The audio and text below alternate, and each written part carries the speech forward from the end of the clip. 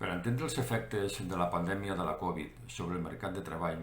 cal tenir en compte dues circumstàncies. La primera és que, quan es produeix una crisi econòmica, el treball és una de les principals víctimes, ja que amb la crisi es destrueixen molts llocs de treball que després costen molt de recuperar quan es produeix una recuperació econòmica. La segona és que, amb l'arribada de la pandèmia, la situació del mercat de treball encara era pitjor que la situació viscuda abans de la crisi del 2008.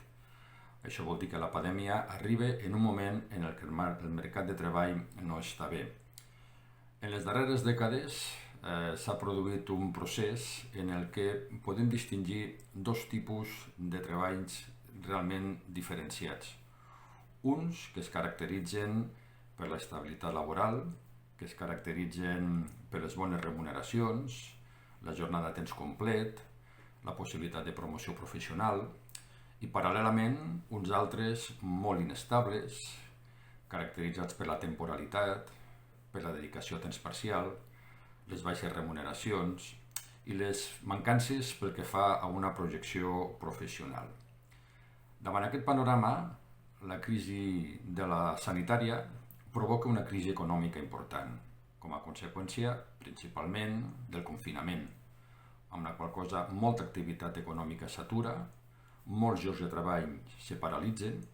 i el temps ha demostrat que molts d'aquests llocs de treball amb el temps també han desaparegut.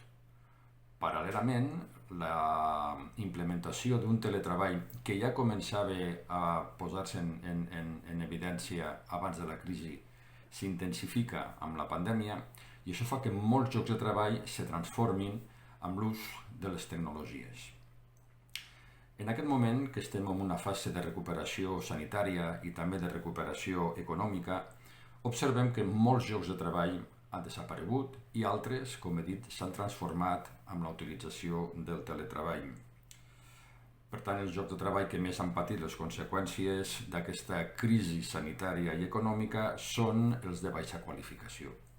Això vol dir que les expectatives de treball de les persones formades, capacitades, avesades en l'ús de les tecnologies tenen un present i un futur laboral òptim, mentre que les persones que no estan formades i no tenen aquesta capacitació ho tindran molt complicat per trobar una feina estable i que sigui perdurable en el temps. Per tant, això dibuixa un mercat de treball encara molt més polaritzat, en el que les diferències entre els bons llocs de treball i els que no són tan bons cada vegada seran més importants. Això vol dir que de cara al futur, la formació i l'aprenentatge al llarg de la vida seran una exigència per tenir una mínima garantia de trobar un treball i de trobar una estabilitat laboral al llarg de la vida.